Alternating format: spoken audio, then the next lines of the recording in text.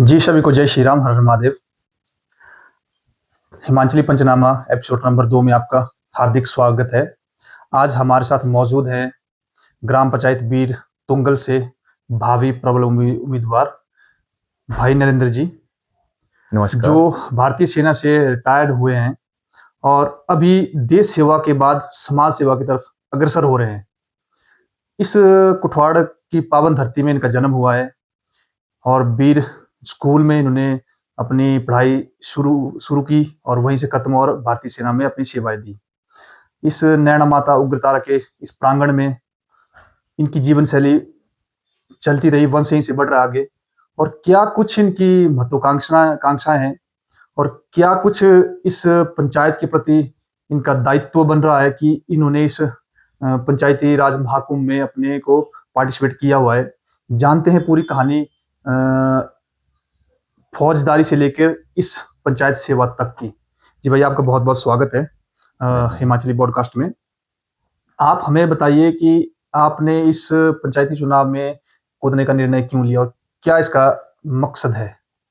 सबसे पहले तो सभी दर्शकों को और खासकर पंचायत पंचनामा के टीम और डॉक्टर श्री कर्नर नोटे जी को और मेरी धन्यवाद। पंचायत के सभी बुजुर्गों, माताओं और बहनों, मेरे साथियों को मेरा नमस्कार। जय श्री राम, वंदे मातरम।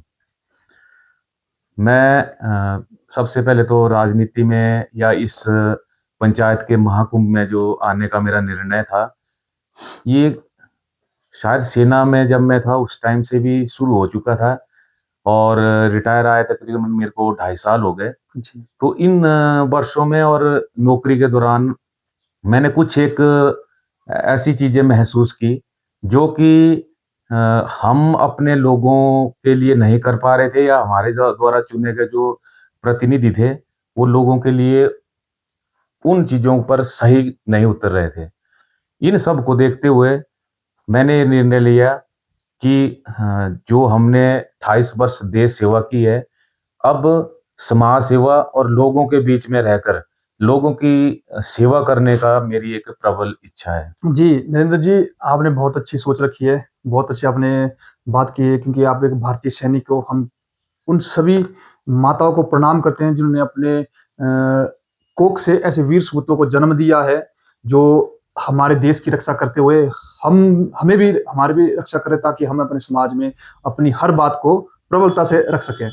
और आपसे यही बात है कि आप आर्मी से रिटायर हैं, सूबेदार से रिटायर हैं। आपने इस तरफ ये कदम क्यों चुना? आपको बहुत अच्छी पेंशन मिल रही है, अच्छे से आप अपने परिवार को ग्रो कर सकते हैं, तो आपने क्या ज़रूरत है आपको इस क्षेत्र में आने की?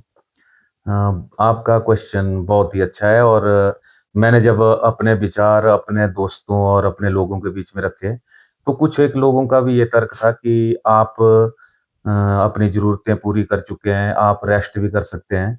तो कर्ण जी, मैं बताना चाहता हूँ, सबसे पहले तो हमारी सेना में एक जिसको आप कह सकते हैं मोटो भी होता है, जी, जी। Soldier win never holiday. जी, जी। तो हाँ, सैनिक चाहे वो फौज में है, फ़ौज में हो जी, चाहे रिटायर्ड हो चुका रिटायर। है, लेकिन उसकी जो सेना में जो एक दिनचर्या जो रूटीन जी, तैयार जी, हो जी। सर, चुकी मैं होती इस है। बात को इस हाँ बात जी। को मैं 100% मानता हूँ कि मैं भी एक सैनिक परिवार से हूँ। मेरे पिताजी के हमेशा कहते हैं कि एक फ़ौजी कभी बूढ़ा नहीं होता है। और फ़ौजी की मतलब जो एक लॉयल्टी है, वो भी कभी खत्म नहीं होती है, क्योंकि उसकी जो दिनचर्या बनी हुई है, वो पूरी तरह से बंधी हुई है। वो उसी में चलता रहता है निरंतर।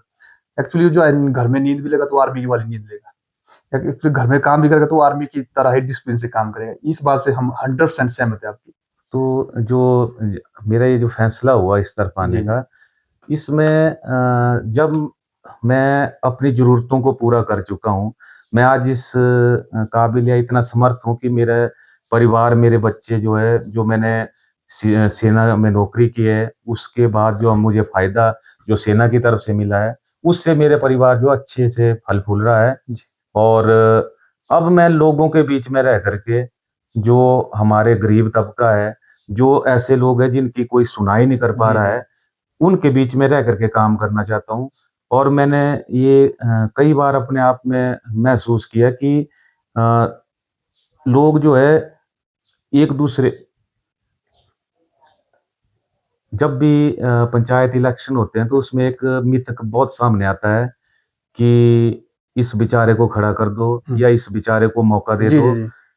मैं उनके इसके लिए लिए एक रोज़गार का साधन बन जाएगा। जी, इनके लिए एक रोज़गार का साधन बन जाएगा और साथ ही साथ मेरी कोई उनके प्रति भी कोई नेगेटिव भावना नहीं है। लेकिन मैं चाहता हूँ कि पंचायत में ऐसे शिक्षित, समृद्ध व्यक्ति प्रतिनिधित्व करें, ताकि जो ऐसे बेचारे हैं जिनको रोज़गार की ज़रूरत है, अगर ऐसे शिक्षित व्यक्ति हमारे प्रतिनिधि के तौर पर बैठेंगे, तो उन लोगों का विकास भी कर सकते हैं। जी, लेकिन अगर जी। एक जिन जो पूरे आर्थिक तौर पर संपन्न नहीं है, हम उनको अगर ऐसे प्रतिष्ठित पदों में बिठा देते हैं, तो ज़ाहिर-सी बात है वो सिर्फ़ अपने बारे में जी, सोच-विचार जी। करेंगे ये तो सर और लोगों की समस्याओं को पूरे 5 साल हल करने के बजाय सिर्फ़ अपनी समस्या हल अपनी करेंगे। समस्या ये बात बहुत ही गंभीर है हमारे क्षेत्र के लिए, बेसिकली पूरे हिमाचल प्रदेश के लिए या पूरे देश के लिए, क्योंकि हम कुछ ऐसे लोगों को प्रतिनिधित्व करने का मौका देते हैं, जो इसके लिए सक्षम ही नहीं है। मेरा इतना मानना है कि उन लोगों को आगे लाइए, क्योंकि समाज तेज़ी से बदल रहा है। आप महँगाई का दौर देख सकते हो कितने हद तक आगे बढ़ चुका है। गरीब परिवार का इस दौर में जीना बहुत ज़्यादा मुश्किल हुआ है। तो मेरा इतना ही मानना है, ऐसे लोगों को इस क्षेत्र में आगे बढ़ाइए, जो शिक्षित हो, पढ़े-लिखे हो या समाज के लिए कुछ हटके वो कर रहे हैं। या करना चाहते हैं या खुद सक्षम है और खुद के दम पर भी कर सकते हैं पंचायती राज संस्था के साथ जुड़ के। तो हमारा अगला प्रश्न है कि एक लोगों में मिथक बना हुआ है, तो आप उस मिथ को कैसे तोड़ेंगे और आप अपने पर कैसे इसको इम्प्लीमेंट करते हैं कि नेता नहीं बेटा हूँ मैं? अ, मेरी अगर पंचायत के लोगों ने मुझे सौभाग्य दिया, जी। उप प्रधान पद के उम्मीदवार के तौर पर जिता करके, तो मैं आपको ये बताना चाहता हूँ कि नेता क्या है? नेता अपनी पार्टी के साथ-साथ अपने आप को ग्रोथ करने के लिए लोगों के बीच में जाते हैं, जी, जी। कभी-कभार जाते हैं। मैं ये नहीं कहूँगा कि सभी ऐसा करते सभी हैं। ऐसा करते जी। हैं, लेकिन उनका एक अपना अलग विज़न होता जी, है। जी। हम बेटा बन कर के इसलिए काम करेंगे क्योंकि मैं इसी पंचायत में पैदा हुआ हूँ, हाँ। पढ़ा हूँ, यहीं से मैंने जो भी समृद्धि प्राप्त की है, जी, जो भी जी। सेना में नौकरी की है, यहाँ के बुजुर्गों का आशीर्वाद मेरे साथ है, तो मैं जो भी काम करूँगा, वो लोगों के बीच में रह करके, उनकी राय लेकर के, उनके विचारों को उस जगह पर इम्प्लीमेंट करके, अगर उन्हें लगता है कि ये काम अच्छा नहीं लग रहा है, तो वो अपने बेटे की तरह मुझे समझा सकते जी, हैं, जी सर। ताकि मैं उस काम में पारदर्शिता ला सकूँ और लोगों के बीच में रह करके, क्योंकि मेरा घर इसी हुँ। पंचायत में है। मैं ऐसा तो नहीं है कि मैं शहर से आकर के इलेक्शन लड़ रहा हूँ। हाँ जी। मैंने हमेशा अपनों के बीच में ही रहना है और अपनों की समस्याओं को हमेशा मैंने बेटा बन करके ही पूरा बस करना है। लोगों के लिए हमारे तरफ से इतना ही मैसेज है कि घर गाँव में इस बात को तमाम तरह से खत्म किया जाए कि ये एक बहुत बड़ा चुनाव है। ये एक बहुत बड़ी संस्था है, जो देश का बहुत बड़ा पिलर है, सबसे बड़ा मजबूत पिलर ही है। अगर इस मतलब पंचायत का ग्राम सभा से दिया हुआ रेज़ोल्यूशन देश की कोई भी संस्था नहीं उसको खारिज कर सकती। विधानसभा भी, राज्यसभा भी, लोकसभा भी कभी नहीं तोड़ सकती, क्योंकि ये सबसे बड़ा मजबूत पिलर है। और यहाँ पे ऐसे मिथ लोगों ने खड़े किए हैं कि मतलब परिवारों को परिवारों से लड़ाना शुरू कर देते हैं, क्योंकि वो एक ओछी राजनीति, छोटी राजनीति। इस स्तर से ऊपर उठ के अपने घर गाँव को एक अगले लेवल पे ले जाकर सरकार की स्कीमों के साथ जोड़कर उनको उनको भावी रूप से आगे ले जाकर अपने क्षेत्र का विकास करना ही असली पंचायत प्रतिनिधित्व करना है। तो इस पर हमारा आपका आने वाला यही क्वेश्चन है कि आप जब पंचायत प्रतिनिधित्व करना मतलब आप उप प्रधान बन जाएँगे, तो सबसे पहला वो कौन-सा कार्य है जो आप अपनी पूरी पंचायत में करेंगे? आपका क्वेश्चन बहुत ही अच्छा है। सबसे पहले तो मैं आपको अपनी एक निजी राय बताना चाहता हूँ कि जी, जी। मैं सेना में भी किसी नई एक फ़ील्ड में अगर उतरा मैं, जी, जी। तो मैंने सबसे पहले वहाँ जो पुराने लोग थे, जी। जो सैनिक थे, चाहे वो मेरे से जूनियर क्यों ना हाँ। थे। एक मैं अगर हवलदार के तौर पर कहीं गया, एक जी, जी। सिपाही अगर वहाँ मुझसे पुराना था, हुँ। तो मैंने उनसे सीखने की कोशिश की जी, है, जी, ये बहुत ना कि अपने आप को ये दिखाया कि मैं इससे सीनियर हूँ। तो मेरा वही आपको जो जवाब है कि और जनता को भी कि जब मैं अगर जीत करके इस कुर्सी पर बैठा, तो मैं सबसे पहले ये बड़े वादे नहीं करूँगा कि मैं सबके रास्ते बना दूँगा, हुँ, हुँ। सबकी जो भी कमियाँ दूर कर गौशाला बना दूँगा। देंगे हम उनके। सबसे पहले मैं लोगों के बीच में जाकर के, अपने बुजुर्गों के बीच में हर वार्ड में जाकर के वार्ड मेंबर के साथ, वहाँ के जो गणमान्य व्यक्ति हैं, जो हाँ, बुजुर्ग व्यक्ति हैं, उनके साथ मिल कर के उस वार्ड की समस्याओं का अवलोकन करूँगा जी। और उनको पूरा हम जो है धरातल पर उतारने की कोशिश करेंगे। और सबसे पहले ये है कि हम अपनी पंचायत की समस्याओं को भली-भांति से जान सकें। जी, उसके जी। बाद हर कार्य, विकास कार्य है, चाहे कोई दूसरे कार्य हैं, वो फिर अपने आप एक रूटीन में शुरू हो जाते जी, हैं। बहुत बहुत अच्छी बात आपने कही इस बारे में, क्योंकि कुछ लोग हैं वो जब इलेक्शन लड़ते हैं तभी से ऐसी भ्रांतियाँ फैलाने लगते हैं कि हम वो कर दें, वो कर दें। कुछ नहीं है, वो सब कुछ सबको एक साथ मिलकर पंचायत को आगे लेके जाना है। ऐसा नहीं कि हम बड़े देश की बात करें, एक छोटी-सी पंचायत है, वो हमारा घर है। घर में सभी की परिवार की राय लेनी चाहिए, परिवार तभी संपन्न बनता है कि उसमें सभी की राय होती है तो। तो इसमें आज युवा शक्ति हमारे देश की सबसे बड़ी रीढ़ की हड्डी बनी है भारतवर्ष की। पूरे विश्व में इस बात की चर्चा होती है कि भारत जो है सबसे बड़ा युवा देश है। पर इस युवा शक्ति को जो है ग्रहण लग चुका है शराब का, चिट्टे का। तो आप पंचायत प्रतिनिधित्व जब करेंगे तो आप इनके साथ किस तरह से मिलके काम करेंगे और इस युवा शक्ति की जो ताकत है इसको किस तरह से आप अपनी पंचायत में यूटिलाइज़ करेंगे ताकि ये भविष्य में अपने पंचायत का, अपने गाँव का, अपने जिले का नाम रोशन कर सकें?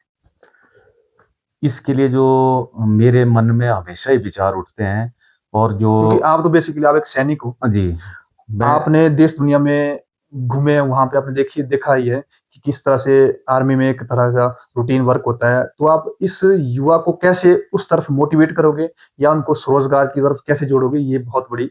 बिल्कुल जी, जी, जी। इसके लिए मैं क्या करूँगा कि जितने भी हमारे गाँव हैं, वहाँ हम ऐसे युवाओं की पहचान करेंगे जो इस गिरफ्त में आए हुए जी, हैं। जी।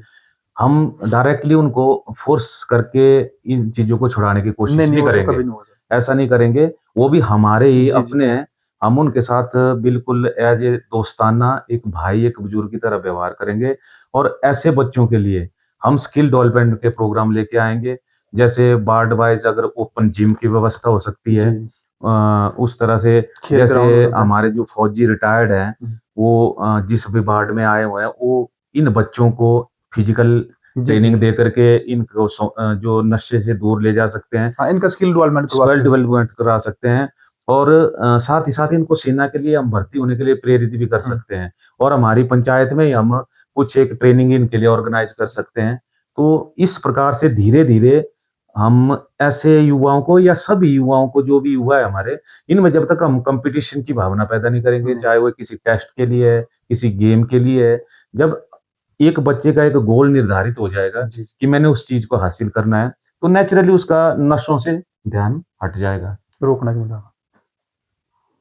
और इसके लिए जो मेरे अपने एक विचार है और अपनी एक सोच है, जितने भी आर्मी के यंग भी रिटायर्ड बंदे हुए हैं, मैं एक ऐसी टीम बनाऊँगा। हम अपनी पंचायत में, जैसे जगह-जगह कोचिंग सेंटर खुले हुए हाँ। हैं, जैसे मेरी पंचायत के कुछ एक फौजी जो है वो एजुकेशन से भी रिटायर्ड हुए जी, हैं। जी। हम ऐसे एजुकेशन वाले फौजियों की मदद लेके उनका टेस्ट के लिए तैयार कर सकते हैं। और कुछ एक फिजिकल के भी आए हुए हैं रिटायर, जी, जी। उन सब के साथ मिलकर के हम अपनी पंचायत में एक अकादमी के तौर पर हाँ, उसको मतलब हम इस चीज़ को अमल में ला अपने घर सकते गाँव हैं। में एक ऐसी ओपन अकेडमी खोल सकते हैं जहाँ के आस-पास के गाँव के लोग भी आ सकते हैं, बच्चे भी आ सकते हैं। वो फिजिकल ट्रेनिंग ले सकते हैं या फिर स्किल डेवलपमेंट के प्रोग्राम ले सकते हैं या फिर वो उसमें रिटन एग्ज़ाम के लिए कुछ सुजेस्ट आप मतलब इस तरह का प्रोग्राम आप करेंगे भविष्य में? यही है सर मेरा, तो जी, जी। मैं वही चीज़ बता रहा हूँ जी, जी, कि जी। अ, एक स रिटायर्ड सैनिकों की ऐसी टीम तैयार करेंगे, जो हम एक अकादमी, उसमें बच्चों की फीस जहाँ दूसरी प्राइवेट अकादमियाँ काफ़ी पैसा लेती जी, हैं, जी। उसमें हम बिल्कुल सिर्फ़ थोड़ी-सी सैलरी, ताकि उनके लिए जो हम चीज़ें मुहैया करा मुहैया सकें। करवा सके। जी। ऐसे तौर पर मेरी इच्छा है कि मैं बच्चों के लिए और युवाओं के लिए इस चीज़ को आगे लाऊँ, ताकि वो नशों से और दूसरे गलत संगतों से दूर रहें। पंचायत का मैं प्रतिनिधि, उप प्रधान पंचायत भवन में बैठता हूँ, तो मेरे जो युवा हैं, वो सेना से संबंधित सलाह लेने के लिए या किसी भी दूसरी पर्टिकुलर फील्ड में पर्टिकुलर फील्ड में जाने जाने की के लिए। सलाह लेने के लिए बेझिझक मेरे पास आ जी। सकेंगे।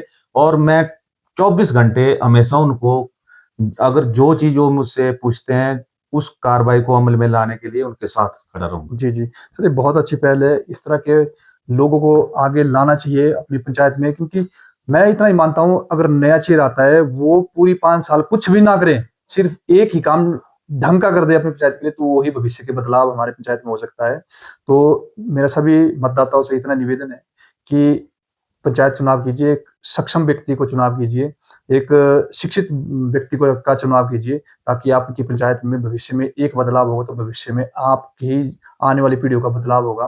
तो इस बार सभी ध्यान रखें कि इस बार का जो चुनाव है, वो सुबह 6 बजे से लेके 3 बजे तक ही है। तो समय से आएँ और अपना जो है कीमती वोट दें और अपनी पंचायत को सक्षम और समृद्ध करने के लिए अच्छे प्रतिनिधियों को आगे लाएँ।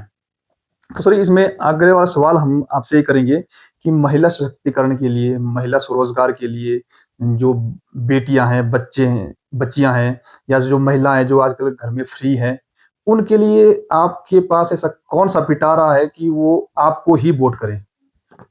बिल्कुल सही पूछा आपने। कहते हैं कि अगर जिस घर में नारी मजबूत है, जी। वो घर ही नहीं, वो पूरा गाँव, ग पूरा जो उसको प्रदेश कुनबा है, जी, जी। प्रदेश है, वहीं से सक्षम होता है। सक्षम है। जी, जी। इसलिए ज़्यादा नारी शक्ति के ऊपर मेरा बहुत ही ज़्यादा ध्यान रहेगा। इसमें सबसे पहले तो जो आपने देखा होगा कि हमारे गाँव में हमारी कई माताएँ, बहनें घरेलू हिंसा का शिकार होती जी, हैं। जी। हम इस चीज़ को भी पूरी तरह से खुद ग्राउंड में उतर कर के इंक्वायरी करेंगे और साथ ही साथ अगर कोई ऐसा केस हमें मिलता है, तो हम उस परिवार को समझा-बुझा करके एक सही रास्ते पर जी, लाने की जी। कोशिश करेंगे। और दूसरा है बेटी जिस घर में भी हम शुरू से ही उनको शिक्षा में इतना इम्प्रूवमेंट लाना चाहते हैं कि वहीं से शुरू से ही उनको कोचिंग मिले, शुरू से ही उनको कंप्यूटर एजुकेशन मिले, हर वो फैसिलिटी उनको प्राप्त हो सके, जिसकी एक बेटी हकदार है। और महिलाओं के लिए जैसे आपने देखा होगा कि तकरीबन गाँव में 11 से लेके 3-4 बजे तक का हाँ, समय ऐसा महिला होता फ्री है, रहती है बिल्कुल। जहाँ पर कि मतलब एक रेस्ट टाइम माना गया है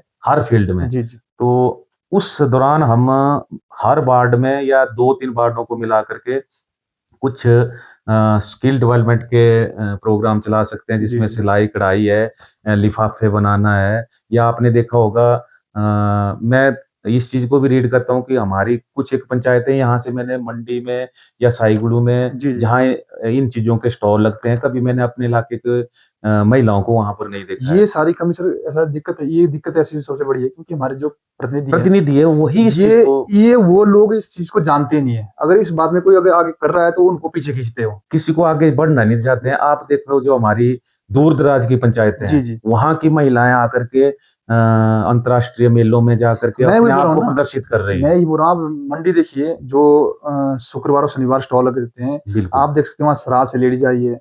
बहुत दूर-दूर से महिला आई है और 2 दिन में वो कम से कम 25-30 हज़ार की सेल करती है, जो फूड काउंटर वहाँ पे लगे हुए हैं।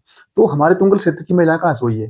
तो मेरा यही मानना है कि ऐसे प्रतिनिधि आएँ तो जो इस बारे में सोच सकें कि हमें महिला सशक्तिकरण को कैसे आगे लेके आना है और इनकी जो शक्ति है, ताकत है महिला की उसको कैसे अच्छी तरह से उनको यूटिलाइज़ करके ताकि वो घर में अपना रोज़गार पैदा कर सकें। और सर जनता प्रतिनिधि जो है जनता की आवाज़ होता जी, है। जी, जी। अगर मैं अपने पंचायत की महिलाओं के बीच में जा कर के उनको इस चीज़ के लिए प्रेरित करता हूँ कि आप चलिए, मैं आपके साथ चलूँगा, आप भी अपना एक स्टॉल लगाइए। ज़रूरी नहीं है इस बार आपका होगा, हाँ, हर बार जब आप जाएँगे तो नेचुरली आपका काम ग्रोथ करेगा। मैं भी बोलता हूँ सर इसमें ऐसा रहता है, मान के चलो उनकी 1 साल कोई सेल नहीं हुई, पर वो क्या होता है कस्टमर के साथ इंटरेक्ट हो रहा है। वो कुछ ना कुछ ऐसी स्किल डेवलपमेंट सीख रहा है उससे क्योंकि बिज़नेस वही बोलता है कि आपको सच झूठ बोलना है तभी आपका बिज़नेस चलेगा। आप तो फिर आप ऑर्गेनिक चीज़ बेच रहे हो। तो बेचने से बेटर है कि आप कुछ उनसे सीखें तो आपको कुछ ऐसा मोटिवेशन आपको मिलेगा भविष्य में आप उतने बड़े बिज़नेस को अकेले नहीं सँभाल पाओगे और आपके रात-दिन आपको इतने ऑर्डर आएँगे जिसका कोई हिसाब नहीं होता है। तो इसीलिए बेटर हम अपनी महिला को बाहर निकालें और उन्हें एक अच्छा मंच दें, वहाँ पे अपने प्रोडक्ट रख सकें क्योंकि गाँव की महिलाएँ हर तरफ से स्किल्ड है हमारी, पर सिर्फ़ उनको एक गाइडलाइन की ज़रूरत है बस और कुछ नहीं है। और सर इसमें सबसे बड़ा सोशल मीडिया आजकल माध्यम है, जी। अपने आप को प्रचार जी, जी, करने जी, का। जी, बहुत। और महिलाओं के लिए मैं एक बात और कहना चाहता हूँ, ख़ासकर इनके लिए जो स्वास्थ्य है, वो सबसे ज़रूरी सबसे है, ज़रूरी है। जी। क्योंकि एक माँ स्वस्थ होगी तो बच्चे स्वस्थ जी। होंगे, एक बहन स्वस्थ होगी तो उसका आगे का परिवार स्वस्थ उसका जी, होगा। जी। इसके लिए हम एक प्लान करेंगे कि मेडिकल टीम के साथ मिल कर के हर गाँव में जा कर के जैसे मेडिकल शिविर लगा कर के जी। वहीं पर उनका चेकअप करा सकें। ये हर चीज का जो प्रावधान है मेरे एक विजन में शामिल है। बुजुर्गों के लिए विशेषकर क्या प्रावधान भविष्य में होंगे कि उनको हम उनके घर तक ही पंचायत पहुंच सकें? अ, सर आजकल का जो दौड़ भाग वाला युग है, इसमें बुजुर्ग जो है काफी अकेले पड़ते जा जी, रहे हैं। जी, जी। और इस वजह से धीरे-धीरे हमारे जो बुजुर्ग हैं, आपने देखना पहले हमारे बुजुर्गों का 100 साल के बुजुर्ग होते थे, 80-90 साल के बुजुर्ग, अभी धीरे-धीरे जो है हमारे गाँव में बुजुर्ग कम होते जा कम रहे हैं। होते जा रही है। इसका मुख्य कारण ये है कि जो युवा शक्ति है और बुजुर्गों के बीच में तालमेल तालमेल कोऑर्डिनेट की बिल्कुल कमी है। खत्म हो चुका है। और इन चीज़ों को हम जोड़ सकते हैं। कुछ एक उनको ऐसे मनोरंजन के साधन प्रोवाइड करके, या जिस गाँव में, जिस वार्ड में 4-5 बुजुर्ग हैं, हुँ। उनके लिए किस प्रकार से हम ऐसे साधनों का बंदोबस्त करें ताकि वो सब वहाँ बैठ कर के अपने मन को भी शांत कर सकें, अपनी बातें भी कर जी, सकें। जी। और दूसरा है, जैसे वृद्धा पेंशन है, हुँ। कहीं ऐसा तो नहीं है कि किसी बुजुर्ग की पेंशन को कोई और ही खा और ही रहा खा है, रहे हैं। या उसके परिवार वाले उसे डरा करके उस चीज़ों को अपने लिए इस्तेमाल कर रहे हैं और बुजुर्ग को उन चीज़ों का फ़ायदा नहीं मिल रहा है। ये सब चीज़ें बिल्कुल ध्यान में रखी जाएगी। मैं खुद जाकर के, अगर मुझे ये सौभाग्य प्राप्त हुआ उप प्रधान पद का, तो मैं खुद देके घर में जाकर के इन चीज़ों को बिल्कुल गहराई से जी, जी। बाहर निकालूँगा। और बुजुर्गों के स्वास्थ्य के लिए जिस प्रकार से हम महिलाओं के लिए स्वास्थ्य शिविर आयोजित करेंगे, उसी में हम बुजुर्गों को भी आमंत्रित करेंगे और उनका भी जो रूटीन चेकअप है, ताकि उनको कहीं पैदल दूर ना जाना पड़े। जैसे प्राथमिक चिकित्सा केंद्र सिर्फ़ एक पंचायत में एक है, ये क्या? हाँ, तो एक ही है। हमारे बुजुर्ग वहाँ तक पहुँचने में असमर्थ है। तो उसी प्राथमिक चिकित्सा में जो हमारा स्टाफ है, हम उनसे रिक्वेस्ट करके उनको भी वार्ड वाइज़ महीने में 1 बार भेज सकते हैं। बंद कर। सर, ये तो रही पंचायतों की बात, किस तरह से भविष्य में विकास होगा और आपके पिटारे में क्या-क्या जनता को देखने को मिला है। बहुत अच्छी बात है, आपने बहुत अच्छी बातें की, आपने किस तरह से पारदर्शिता लानी है। फिर हम लौटते हैं देश की तरफ। जब आप आर्मी में आपने आर्मी जॉइन की, तो कहाँ-कहाँ आपने सर्विस की और किस-किस क्षेत्र में सर्विस की, उसके बारे में जनता को बताइए और यूथ को उस बारे में मोटिवेट भी कीजिए कि देश सेवा किस तरह से की जाती है और कैसे करनी पड़ेगी। जी, इसमें सबसे बड़ी है, मैं 96 फरवरी में भर्ती होकर के यहाँ से गया था। मेरी डोगरा रेजिमेंट है और हमारा सेंटर फैजाबाद था, जिसका नाम अभी बदल करके अयोध्या कैंट हो गया है। जी, और अयोध्या धाम के बिल्कुल 7 से 8 किलोमीटर नज़दीक हमारा जो सेंटर है। उसके बाद ट्रेनिंग के बाद मेरी जो बटालियन मुझे मिली वो 7 डोगरा थी। और सर मैंने हर उस फ़ील्ड में नौकरी की है जहाँ की एक हमारी कसम होती है कि आग, पानी, हवा, आंधी-तूफ़ान, जहाँ भी हमें जाने पड़े हम जाएँगे। तो मेरी जो पहली मेन पोस्टिंग हुई थी जम्मू कश्मीर के पलामवाला सेक्टर में, जो कि एक काफ़ी संवेदनशील इलाका था। जी। और कारगिल के दौरान हमारी बटालियन का भी काफ़ी ज़्यादा वहाँ पर नुकसान हुआ था। और मैंने हर फ़ील्ड में, जैसे सियाचिन ग्लेशियर जो कि हाईएस्ट हाईएस्ट ये जी, बैटलफ़ील्ड इन द वर्ल्ड है, और साथ ही साथ राजस्थान, नॉर्थ ईस्ट के इलाके, भूटान, और मैंने यूएन मिशन के तहत कांगो में भी 7 महीने की सर्विस सेवा की है। और उसके बाद मुझे सौभाग्य प्राप्त हुआ था सर, हमारे देश का जो सबसे बड़ा कमांडो ग्रुप है, जी, जी। नेशनल सिक्योरिटी गार्ड जिसको हम एनएसजी कहते एनएसजी हैं, जी। वहाँ पर मुझे कमांडो के तौर पर साढ़े 3 साल ड्यूटी करने का सौभाग्य प्राप्त हुआ है। तो जो एक सैनिक की इच्छा होती है, मतलब हर एक फ़ील्ड में मैंने नौकरी की है, चाहे राष्ट्रीय राइफ़ल है और चाहे एज़ ए इंस्ट्रक्टर। जी। मैं एज़ ए इंस्ट्रक्टर भी लास्ट की जो मेरी 2 साल है सूबेदार रैंक के, वो मैंने अपने सेंटर में अग्निवीरों को हुँ। ट्रेनिंग दे कर के वहीं से मैं जो है सेवानिवृत्त हुआ था। तो मेरा जो युवाओं के लिए संदेश है कि कभी भी अपने आप को कमज़ोर मत महसूस कीजिए कि ये काम मुझसे नहीं हो सकता है।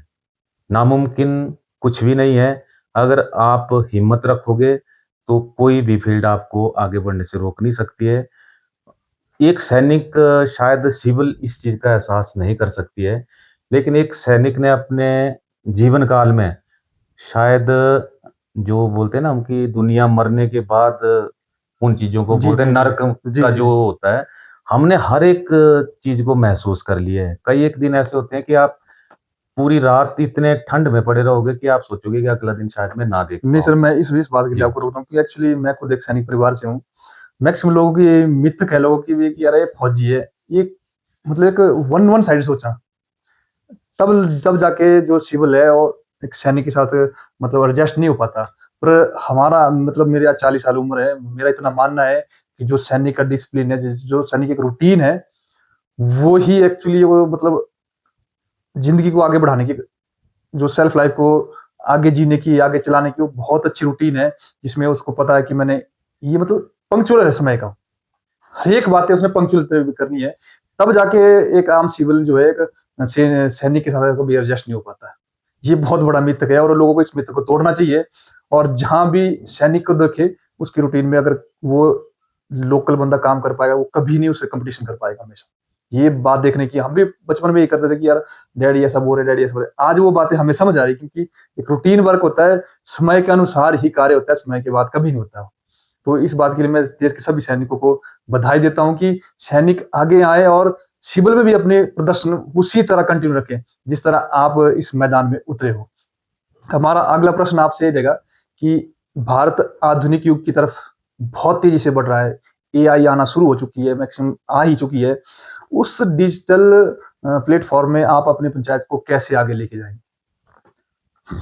इसके लिए आज के टाइम में काफ़ी ज़रिए आ चुके हैं, जैसे हर व्यक्ति के पास चाहे वो महिला है, पुरुष जी। है, बच्चे हैं, सबके पास आज की डेट में मोबाइल फ़ोन है और सब सोशल मीडिया का इस्तेमाल जी, जी, करते जी। हैं। तो इसके ज़रिए मैं अपने फ़ेसबुक पेज में भी पंचायत की जितनी वार्डें हैं और जो हमारे वार्ड मेंबर हैं और साथ ही साथ कुछ और व्यक्तियों को जोड़ने का काम हमारा होगा, जिसके ज़रिए हम अपना कोई भी जो पंचायत का कार्य है, चाहे वो कोई वर्क चल रहा है, चाहे कोई मीटिंग होनी है, कुछ भी ऐसा प्रोग्राम है, वो हर दिन हम उस फ़ेसबुक पेज में अपडेट करेंगे और साथ ही साथ व्हाट्सऐप में एक व्हाट्सऐप ग्रुप भी बनाया जाएगा, जिसके ज़रिए सभी तक ये मैसेज आसानी से पहुँच सके। नहीं तो आपने देखा होगा कि पंचायत के प्रधान एक मेंबर को बता देते कि जी, जी, अपने जी। वार्ड में हाँ, पूरी हाँ, तरह बता बता देना देना है है। और वो लास्ट में लोगों की शिकायत रहती है, हमें इस चीज़ का पता भी नहीं जी, जी। चला। वो और फिर वो ग्राम सभा हो ही नहीं पाती। इस तरह से एक मेंबर को वो लोग सिर्फ़ एक जिसको बोलते हैं ना डाकिया समझ करके हाँ। काम करवाते हैं, ऐसा नहीं होना चाहिए। आप अपने पंचायत के लोगों को अपने साथ जोड़िए, सोशल मीडिया के ज़रिए जी, जी। जोड़िए ताकि हर व्यक्ति तक वो बात पहुँच सके और हमारे मेंबर जो है, वो अपने आप को इस लायक समझ सके कि हमारा एक दर्जा है दर्जा है। और मेरा जो काम है मैं उसको आसानी से जी, जी, जी। कर कर सकूँ। सकूँ। और साथ ही साथ जैसे पंचायत को ऑनलाइन पूरी तरह से किया जाएगा, अभी शायद हो भी चुकी होगी। उसके साथ-साथ हम कंप्यूटर एजुकेशन को भी बढ़ावा दे सकते हैं ताकि हमारी माताएँ-बहनें भी कंप्यूटर सीख करके अपना जो समस्या है हमें आसानी से भेज सकें और हम उसको पूरा कर सकें। रोकना इसको। जी, तो ऐसा कौन-सा एक काम आप पंचायत प्रतिनिधित्व करने के बाद करेंगे कि जो भविष्य में एक बहुत बड़ा बदलाव आपकी पंचायत में देखा जाएगा और उसको सभी लोग उसकी सराहना करेंगे? ये इस पॉइंट को मैं सर पीछे भी कवर कर चुका हूँ, जी। लेकिन आपका क्वेश्चन है कि क्या एक काम ऐसा है, तो सबसे बड़ा आज का दौर ही डिजिटल क्रांति का जी, है। जी। मेरी पंचायत मैं चाहता हूँ कि डिजिटल पूरी तरह से बने ताकि जो हमारे बच्चे हैं वो भी आकर के वहाँ पर स्किल डेवलपमेंट के प्रोग्राम को में हिस्सेदारी ले सके। जैसे कोई बच्चा मैट्रिक या प्लस 2 के बाद कुछ 1 महीना जो है घर में रहता है या जी। उसे जाना पड़ता है मंडी या कोटली। तो कई एक बच्चे ऐसे जो नहीं जा पाने में असमर्थ है, कुछ फाइनेंशियली जी, जी। प्रॉब्लम होती है, कुछ घरेलू प्रॉब्लम होती है और कई बार माँ-बाप का भी ये विज़न होता है कि यार ये 2 महीने क्या सीख हाँ। लेगा, जी, जी। तू घर में ही काम करता रहे। हम हमारे अभिभावकों की कुछ एक जी, जी। हमारी त्रुटियाँ होती है जो हम अपने बच्चों को नहीं सर, रोकते हैं। ये ऐसी चीज़ है ना, ये मतलब हर घर में एक मेंटालिटी ऐसी बनी हुई है कि यार अभी बच्चा हमारा छोटा है, अभी अभी ज़रा बाहर नहीं जा सकता है या बिगड़ जाएगा बाहर जाके, बिल्कुल, बिल्कुल। तो ऐसी स्थिति। इसके लिए हम अपने पंचायत के ही किसी एक जैसे हमारी पंचायत में अभी कुछ एक कमरे निर्माण हुए हैं, जी। तो उसमें हम कंप्यूटर क्लासेस चला सकते हैं, कुछ स्किल डेवलपमेंट की ट्रेनिंग करा सकते हैं ताकि एक बच्चा 1 दिन में 2-4 चीज़ों की ट्रेनिंग आराम जी, से जी, ले जी, जी। सके और उसे ज़्यादा इसके लिए दौड़-भाग ना ना करना करना पड़े। पड़े। मतलब आपका कहना है कि आप उसमें एक स्पेशली रूम में लाइब्रेरी या कंप्यूटर स्किल डेवलपमेंट वो बिल्कुल, बिल्कुल 2 सर। महीना उसको वहाँ यूटिलाइज़ कर सकता है। ये बहुत बड़ी अच्छी सोच है, और अगर इस तरह के प्रोग्राम हमारे पंचायत लेवल पे होने लगे, तो हमारे युवा का जो मतलब जो समय एक वेस्ट में जाता है या फिर इधर-उधर उस समय को व्यस्त कर देते हैं, तो उसमें अगर 2 महीने में अगर 10 बातें भी एक अच्छी सीखेगा, तो भविष्य में वही देश की नींव एक बिल्कुल मजबूत स्तर पे आगे जाएगी, और हमारा देश जो है वर्ल्ड में बहुत बड़ी शक्ति बनकर उभरेगा। जिस तरह कहा जाता है कि हमारा पूरा भारतवर्ष विश्व गुरु की तरफ बढ़ रहा है। तो ये बहुत अच्छी सोच है, क्योंकि जब तक पंचायत लेवल पे काम नहीं होंगे, तो कभी भी ये धरातल पर नहीं उतर पाएँगे। और सर इसके लिए तो अगर हम ऐसी प्रपोज़ल लेके गवर्नमेंट के जी, पास जी। भी जाएँगे, जी, जी। तो गवर्नमेंट भी इन कामों के लिए कभी तुरंत भी करेगी वो। जो है डिले नहीं करती है, ख़ासकर जो हमारे युवा बच्चे जी, पीढ़ी जी, जी। है, आगे बढ़ने के लिए। अगर मैं आपको बताऊँ तो मैं दिखावा या ऐसे दिखावे वाले काम नहीं करना जी, चाहता हूँ, जिसमें कि किसी पर्टिकुलर को लाभ पहुँचे। ऐसे काम करना चाहता हूँ, जिससे हमारा जो युवा शक्ति है, हमारे बच्चे हैं जो पढ़ाई में ऐसे फ़ील्डों में आगे जी। निकले। जैसे मैं आपका फ़ेसबुक पेज देखता रहता हूँ, तो कोटली इलाकों के काफ़ी बच्चों ने हाँ, हर फ़ील्ड में हर फील्ड में जी। मेहनत करके मेहनत आगे कर बढ़े हैं और आगे निकले, पर आगे दिक्कत ये निकले है हैं कि और हमें गर्व होता है इस चीज़ का। उनको एक अच्छा मंच नहीं मिल रहा हाँ है। जी, ज जो हमें फिर तुंगल वो को अगर उनको एक अच्छा मंच मिलता है, उसमें जो आने वाले बच्चों को प्रेरणा मिलती है कि हम भी कुछ करें, वही मेन चीज़ होती है कि ये जो तभी मैं बार-बार ये कह रहा था कि ये जो है एक अच्छा चुनाव कीजिए अपने क्षेत्र में, एक अच्छा भागीदार को लाइए, एक शिक्षित व्यक्ति को लाइए, एक जाँचे और परखे व्यक्ति को लाइए, ताकि भविष्य में आज नहीं उसका असर दिखेगा, उसका असर भविष्य में दिखेगा, जब आपके बच्चे एक अच्छी एजुकेशन लेंगे और एक अच्छे जगह में जाके आपका नाम रोशन करेंगे, और अपनी पंचायत, अपने घर, अपने गाँव, अपने देश का नाम आगे लेके जाएँगे। अभी सर हमारी पंचायत में जैसे आपके इलाके में ये चलन शुरू हो चुका है कि जिस स्कूल से जो बच्चा अचीवर बनता है, जी। उसका वहाँ पर मोटिवेशन के लेक्चर जी, कराए जी, जी, जाते जी, हैं, जी। उसका सम्मान कराया हाँ जाता जी, हाँ है। जी। हमारी तरफ अभी मैंने इस चीज़ को भी बड़ी गहराई से देखा है कि इन चीज़ों की तरफ भी किसी का ध्यान नहीं जा रहा है। नहीं। जैसे हमारे वीर सरकारी स्कूल से या प्राइमरी स्कूल है मेरी पंचायत में 2, उनसे जो बच्चे आगे निकले हुए हैं, उन अचीवरों के शायद हमारे स्कूलों में बोर्ड भी नहीं लगे हुए हैं हाँ, या उनके फ़ोटो नहीं लगे हुए हैं। ये चीज़ें जब हम आने वाली पीढ़ी को दिखाएँगे, तो उसमें उनमें वो भावना भावना पैदा जागेगी। होगी कि जी। हम भी इनकी तरह बन जी, जी। सकते हैं। ये चीज़ मैं इन चीज़ों के ऊपर ज़्यादा मेरा फ़ोकस जी, जी, रहेगा सर। मैक्सिमम हमारा जो है फ़ोकस जो है यूथ की तरफ मैक्सिमम होना चाहिए, ताकि भविष्य में जो है ये वो ब आगे आकर देश का प्रतिनिधित्व करे, अपनी पंचायत का, अपने ज़िले का प्रतिनिधित्व करे। आपकी बहुत ही अच्छी सोच है सर कि इस तरह के अगर विज़न कंप्लीट होते हैं, तो मेरा सभी इस बीर पंचायत के भावी उम्मीदवारों से इतना कहना है कि एक अच्छे व्यक्ति को आगे लाइए, एक जो समाज हित में आगे चल रहा है और घर से सक्षम हो, और उसके पास कोई दूसरा और रोज़गार हो, और वो इतना सक्षम हो कि सरकारी स्कीम उस गरीब तबके तक नहीं पहुँची हो, तो वो अपने जेब से भी पैसा लगा सकता है। तब जाके पंचायतों का अच्छे से विकास होगा, नहीं तो भ्रष्टाचार आप देख रहे हैं आए दिन होता ही रहता है। फिर अंतिम में हम आपसे एक प्रश्न पूछना पूछना चाहते हैं कि बीर पंचायत की जनता को आपका क्या संदेश है कि वो आपके साथ जुड़े और भविष्य में कंधे से कंधा मिला के आपके साथ चलें, और पंचायत का नाम जिले में सबसे नंबर 1 पे आए? सर सबसे पहले तो मैं जिले में ही नहीं प्रदेश और प्रदेश में, देश देश में। में अपनी पंचायत को सबसे ऊँची पायदान पर देखना चाहता हूँ। जी, मेरी बीर पंचायतों के लोगों से मेरा एक ही प्रार्थना है या गुज़ारिश है या संदेश है कि आप ऐसे व्यक्ति को चुनिए, जो अपना विज़न स्पष्ट करके जी, आगे बढ़ रहा हो। जो प्रलोभन और दूसरे छलावे में ना फँसाकर अपना जो उसके काम करने की प्रणाली है, उसको इम्प्लीमेंट में लाना चाहता है। और युवाओं को भी और सभी को मेरा निवेदन है कि ज़्यादा से ज़्यादा मत कीजिए और मत ऐसे व्यक्ति को कीजिए, जो आपकी सोच को आगे बढ़ा सके और हमारी पंचायत एक सम्मानित पंचायत के तौर पर पूरे इलाके में पहचानी जाए। और साथ ही साथ मेरा सबसे ये निवेदन है कि बंद करें इसमें सर मेरी पंचायत के सभी जो भी बुजुर्ग हैं या जो भी सम्मानित व्यक्ति हैं, माताएं बहन हैं, मेरा एक ही संदेश है कि आओ हम सब मिलकर इस पंचायत का दोबारा से सृजन करें। इसको जैसे सर ने कहा कि जिले में ही नहीं, प्रदेश और देश देश की ऊंची पंचायतों में शामिल करें और आप अपने मत का इस्तेमाल ऐसे व्यक्ति को कीजिए जिसका विजन स्पष्ट है, जो किसी प्रकार का प्रलोभन ना दे करके अपने सही जो उसके विचार हैं उनको जनता के सामने व्यक्त कर रहा हो और ना किसी के साथ पक्षपात कर रहा हो, ना किसी के साथ भेदभाव की राजनीति कर रहा हो। मैं और मेरा शब्द से निकल करके हम और हमारा शब्द पर आओ जी, हम सब चलें, ताकि हम किसी के साथ भी वार्डों से हमेशा शिकायत रहती है कि हमारी वार्ड के साथ इस बार पक्षपात हुआ है। इन सब चीज़ों को हटा करके बिल्कुल मिल करके एक होकर के चलें। यही मेरा सबके लिए संदेश है, यही मेरी सबसे प्रार्थना है। जय हिंद, वंदे मातरम, जय श्री राम।